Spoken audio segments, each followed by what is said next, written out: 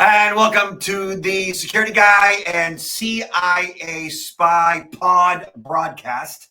I am Robert Tusliano, the Security Guy, and this is... By default, I'm the CIA guy, Peter Wormka. How are you doing, Robert? I'm doing pretty good, Peter. Good to hear your voice. How's everything up there in the north? It's good. I'm putting the boat in the water tonight. Oh, it's getting even too hot down here to put a boat in the water. There's no such thing. You're going to go out like at 5 in the morning. God, No. 90 degrees and high humidity. Oh, my God. I'll take it. I'll take it any day. That is boating weather as far as I'm concerned. That is boating weather.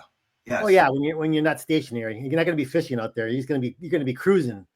So here's the deal, right? Like when it comes to boats, like my girls need hot weather to get in the water. And whether we're sitting there or moving, they're fine as long as it's hot weather. Okay. Tonight actually is going to be chilly. It's going to be like in the 60s. Nice. And we're going to be dressed like head to toe on the boat at night, and there's fireworks in Boston Harbor. I don't know, but you grew up in Massachusetts, right? Yeah. I would think that the cold weather, you would love cold weather. I grew up in Wisconsin, and I mean, the colder the better. I just hate the heat and the humidity, but cold, I love it. Yeah, no, you're a different breed, man. Yes, people around here do not like the cold. Like that's just we like the change of seasons. That is the thing. We like the change of seasons, but like we like a snow. Okay, then we're done. And then the ongoing chill in the air. No, we could do without that. Like it wears on you. And my girls like especially my wife and her sister forget about it. They're like all done with it. They can't even deal. My sister so much so that she moved to Australia. She's like, I'm done. Oh, wow. Maybe we should just change residences. I'll live in your house and you come down to Orlando, live in mine, and we'll be happy. Yeah, but you got no change of season. You got no change of season. Well, it's hot and hotter. What do you mean? Yeah. Oh yeah, but fireworks in Boston Harbor tonight. I'm really excited about that. Oh, that's beautiful. Like enjoy. Yes. We get like right under them. Like you can smell the sulfur. Like that's how close we get. It's pretty cool. Oh wow. Yeah. Lots of fun. What's Peter? Yeah. Lots of stuff going on, man. So I just came back from New York. I spoke in front of 100 real estate agents. I provided them a 6-hour CSI protection for continuing education, right? And so, these are service professionals. They are, small businesses, independent contractors, and they have data to protect, right? A lot of data because they have the data on their clients, right? And they've picked up a lot of information about their clients to be able to find that perfect house for them, right? I mean, tremendous amount of data. Yeah, and the real estate agents themselves may or may not, usually not, handle social security numbers. Usually not. Usually the most sensitive information is going through the mortgage broker, right? The bank. Yeah. They may or may not handle wiring instructions, meaning like they may or may not be privy to all the communications and dialogue when it comes to escrow and moving money for deposits and so forth, right? They may or may not be privy to any of that. Like when I say may or may not, meaning like state to state, rules and regs are a little bit different. Like in Massachusetts, we are what's called an attorney-based state, which means like the closing attorney handles all of that data, right? In some states, it's the title company. So it's a little bit different here and there. I've always got my human hacker hat on, right? And the first thing I think about wow, you get into the database of one of these realtors and you have the names and the contact information for their clients. The clients trust that realtor a lot. And can you imagine having an email looking like it's coming from that realtor or some other approach to one of the realtor's clients and then believing that it's the realtor? I mean, perfect end. Yeah, you're a good hacker, Peter. Yeah, but that's how you're supposed to think. And that is essentially how I instruct as well. I reverse engineer these processes for these agents to get them on the same page, to understand how to recognize risk means understand how the scam works, right? Yeah. And that's really what goes on. So like, for example, in New York, the real estate agents don't handle that type of sensitive information. They don't deal with escrow. They don't deal with wiring instructions. But it doesn't matter, because if the real estate agent's email is compromised, then what that means basically is compromised is either the agent was phished, Yeah. or the agent's credentials were on the dark web and bad actors grabbed those credentials and just logged into the agent's email remotely, right? So one way or the other, the bad guy gets access to the transaction by getting inside the real estate agent's email or the buyer's email. Same thing, buyer got phished, buyer's credentials were on the dark web, or escrow's email got compromised, or the attorney's email got compromised. There's like 5 points of contact that could have essentially been breached at any given point in time. All they need, or the bad actor needs, is the email address of the buyer, any info at all on the transaction, wiring instructions, anything at all. And the bad actor steps in, creates an email address that looks like the real estate agent's email, or communicates from the real estate agent's or titles or attorney's email, right? Any of those scenarios can take place. And once they do so, now they're communicating with the buyer, the buyer believes they're speaking to this service professional who's there to essentially facilitate the transaction of them buying this house. The buyer has no idea that they're actually communicating with the scammer. And when wiring instructions are sent across to the buyer, they're like, okay, yeah, we'll do that. And they complete the transaction, sending money to a bank controlled by a criminal. Yeah, so fast, so easy, and the realtor wouldn't even know that it's happening until later on. Maybe the buyer said, "Hey, what's happened here?" Right? Sometimes the realtor or the escrow or whoever, they don't find out about this until the buyer mentions something in passing days or weeks later. Meanwhile, there's been other clients of the realtor, let's say, or the escrow that have been hit with the same thing. Probably. Yeah. And when I get in front of these real estate agents, which is, 40, 50 times a year, either virtually or in person, the way I start my presentations with every one of them, it doesn't really matter what group it is. This is what I do. I'm like, okay, so how many of you can honestly say that you use a different passcode for each and every critical account you log into? How many of you? Zero. If actually, people are getting better at it. If I get 15% of the room to raise their hand saying, yes, I use a different passcode for every critical account. If I get that, that's a lot. So 5, 10, 15% is usually it. Not much more than that. And those people probably, if they're being honest, probably they're using a password manager, right? Because then it's a lot easier to be able to have a different one, different for each login, right? But if you're trying to do it manually, and you're not writing anything down, it is next to impossible to be, today we have 30, 40, 50 different accounts that we log into. Easy. Yeah. So, and the other question that I asked them is, okay, so if you are, whether or not you're using, a different or the same passcode across each critical account, how many are using 2-factor authentication for all your critical accounts, including email? Very few. If I get 20%, that's a lot. And so, which boils down to between 80 and as much as 90% of the audience, and this is quite frequently, is not using a different passcode across each account and is not using 2-factor authentication, which makes 80 to 90% of the audience vulnerable. And when you are a service professional engaged in a real estate transaction and your client is forking over $1 million for a home and they're told to wire a significant amount, 6, even 7 figures, they're just going to do it. they're not even going to question it.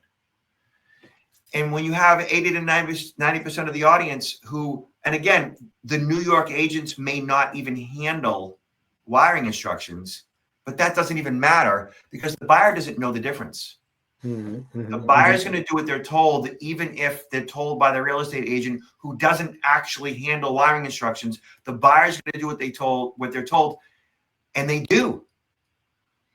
That's a huge problem. I got a question for you.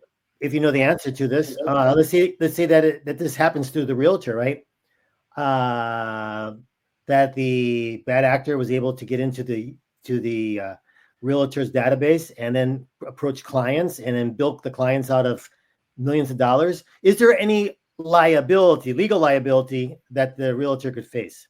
Oh man, they're all getting sued. Everybody's getting sued. Everybody in the transaction is getting sued.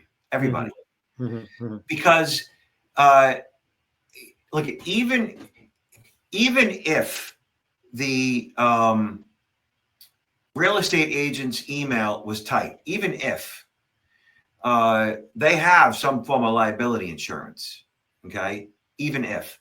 And so when the buyer is breached or compromised and wire that money, they're going to be looking for compensation. The first thing they're going to do is contact their attorney. Right. And their attorney is going to start the process of due diligence by, filing suit, but at the same time, making an effort to determine who essentially is liable here. And the buyer's attorney may jump and sue without actually knowing the full story. Full story being, okay, so if you were to bring in a forensics expert to make the determination as to where the vulnerability was it the buyer? Was it the real estate agent? Was it escrow? Was it title? Was it the attorney? And so forth. Somebody at some point who is being targeted in a lawsuit is going to want to get to the bottom of this. Yeah. So, okay. And we've seen in a number of different directions, the buyer ultimately being responsible, the real estate agent ultimately being responsible, title or escrow ultimately being responsible. When forensics gets involved, they're going to be able to determine liability, usually. So it's a sticky situation, but when you have an industry like real estate and one of the questions I ask them all the time is, how many of you, show of hands, the 100 agents in the room, how many of you have been engaged in what's called phishing simulation training? Raise your hand.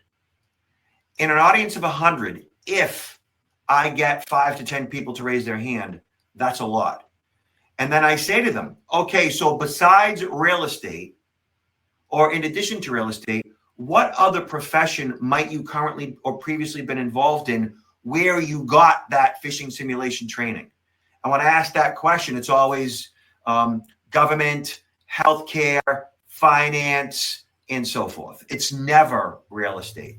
Well, maybe they think that maybe that's the reason. One of the reasons is that typically they're small companies in regard to personnel. If they only have, let's say, 5 or 6 agents working with them, they're going to think, well, why are we going to invest in simulation training for just such a few people? You know what I mean?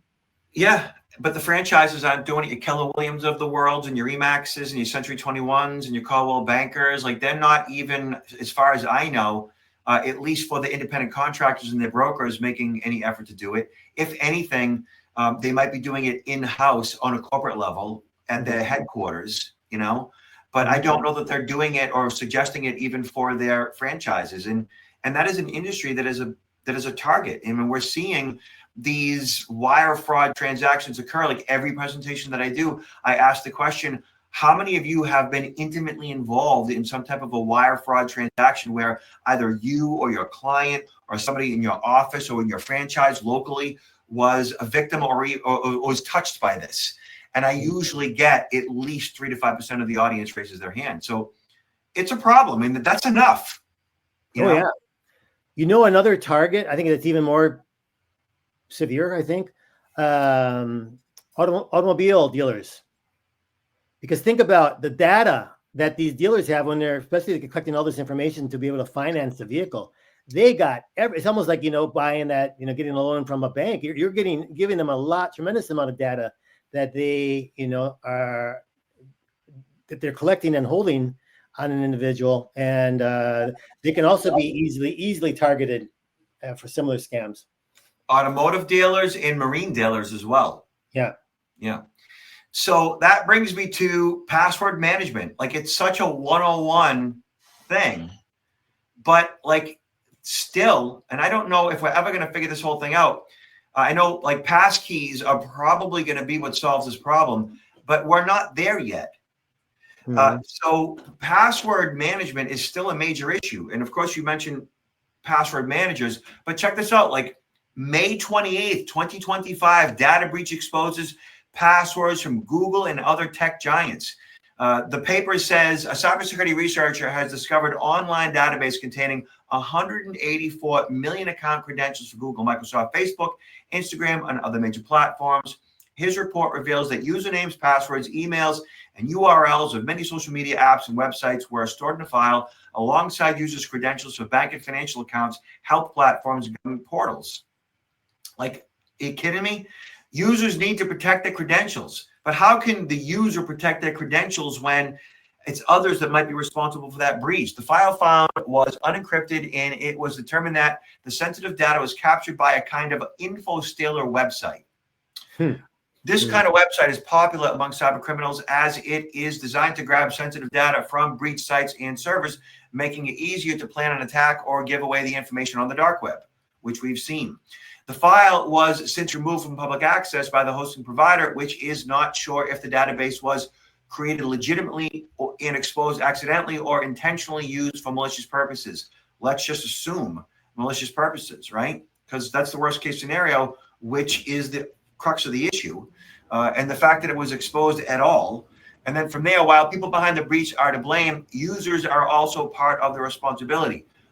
The report's author suggests that users should not keep documents containing sensitive information on their email accounts and treat them like free cloud storage, as it could create privacy risks if criminals were to gain access. Sure. Okay. So, if you go to my website, PRO, hold on. If you go to PRO, right there, and scroll down on the homepage. So here we are at protectnowllc.com, and you scroll down here where it says cyber security awareness check. Has your personal or organizational security been breached? Check if your email has been breached. Check if your password has been breached, right? We click on email checker right here, Peter. And I'm sure you're familiar with this tool. So right here, it says check if your email has been breached. So we type in ROBERTSICILIANO, a common, email address that I use, and I don't care. Like, try to hack me. Good luck, right? And we click on search. It's been breached dozens and dozens and dozens of times. Yahoo breach, Forbes breach, Bitcoin breach, LinkedIn breach, Tumblr breach, MySpace breach, Dropbox breach, Last.fm breach. Like, all of these breaches where my email address has been compromised, along with the passcode for all these various sites, Yeah. I mean, I'm getting probably 3 times a year, maybe even more now, myself or my wife, notifications of that our data has been breached, right? Yeah. It's the same old form, the same template, same form letter they send out, and they're going to provide you for 1 year free credit monitoring, whatever, identity, but it's like these breaches are just, we're getting so accustomed to them, so used to them. All our data is out there now, Robert. It's just like, how do we protect our data when no one else is protecting our data, and all of it's out here? All of it's out there. Yeah. And to cap it all off, Peter, right here, Security Boulevard, May 29th, 2025, 19 billion passwords leaked. Protect yourself from cyber threats, right? So in one of the most significant cybersecurity breaches, researchers have uncovered a massive repository containing over 19 billion compromised records, the largest publicly indexed trove of stolen credentials ever recorded. This collection, dubbed RockU 2024, and I've seen this same RockU 2024 listed as 10 billion passwords. So this is like an update to that, I guess. Aggregates data for more than 200 recent breaches over the past year, making it a potent weapon for cyber criminals. What was leaked? Usernames and email IDs linked to passwords. And this is the worst part about it, Peter. This is like the worst part about it. Only 6% of the entries are unique, indicating a catastrophic level of password reuse. Yeah, that's really a major issue.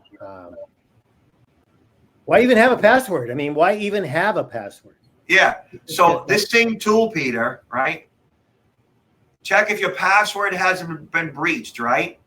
Click on check and watch this. So ridiculous. I'm going to type in. So this tool that we have access to right here indexes about somewhere between 15 and 20 billion records. Okay. So we're able to scan and search about 20 billion usernames and passcodes, basically, right? So let's search out 1, 2, 3, 4, 5, 6. So let's just say out of 20 billion credentials, 1 through 6 is used, hold on, 130,075,037 times. Really? God, I knew it was bad, but not that bad. That's oh my gosh. Let's add number 7 to that, Peter. 1 through 7 is being used 9,044,027 times. 1 through 8, yeah, 1 through 8 is being used 40. What is that? 40,074,000. 40,074,000, something to that effect. Is that what is? How many is that? Yeah, no, 4. Is that 40 million or 4 million? Yeah, my brain's broke. So, and look at this one. So, when doing my own research and finding these data dumps, right? Because I do my own like dark web searches and I find stolen records. I found a trove of records. I found 21 million stolen credentials on a particular data dump on the dark web. So I downloaded it and I have those records, Peter, right? So I go through these passwords myself, right? And I see them, right? And one of the passwords I saw was, check it out, ILIKESEX.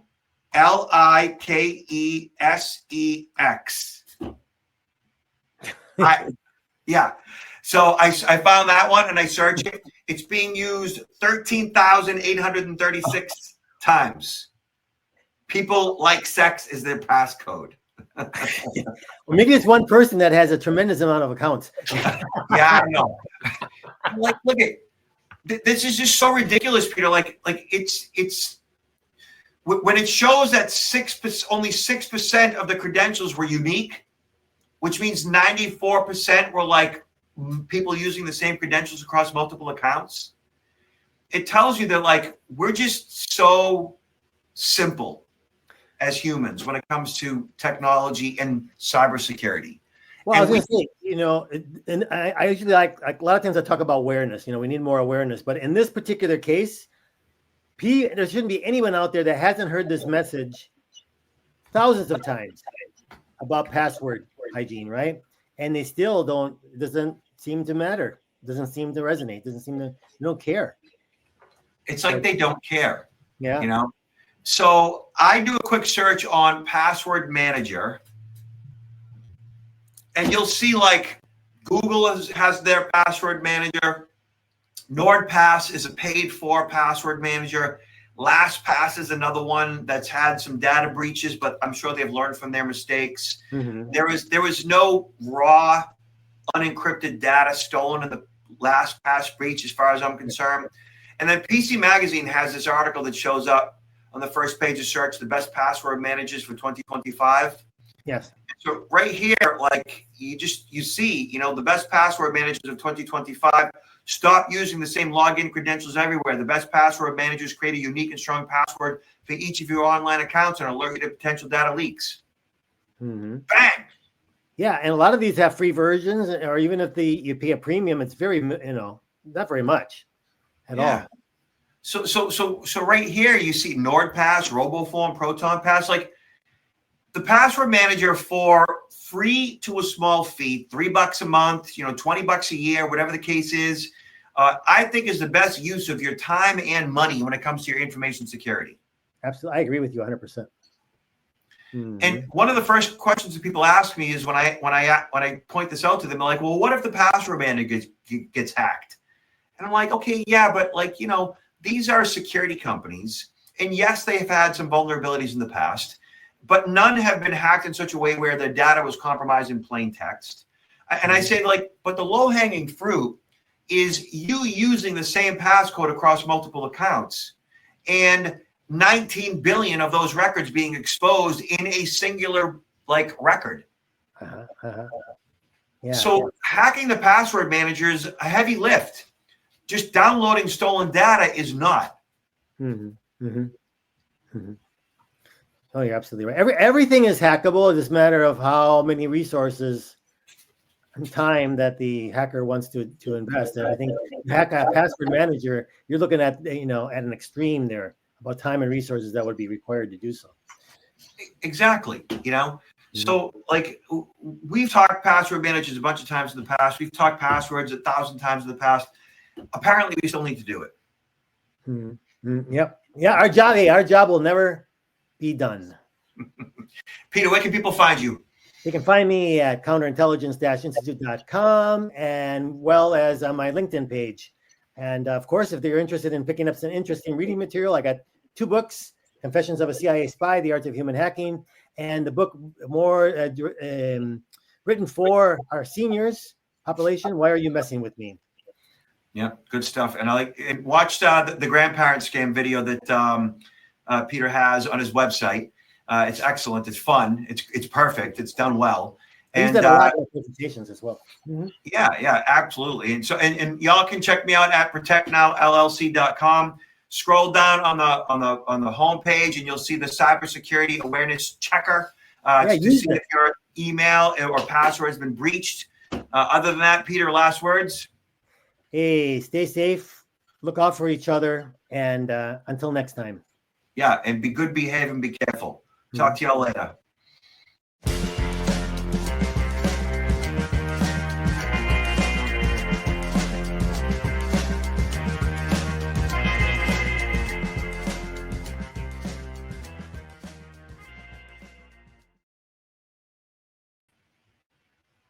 Very good.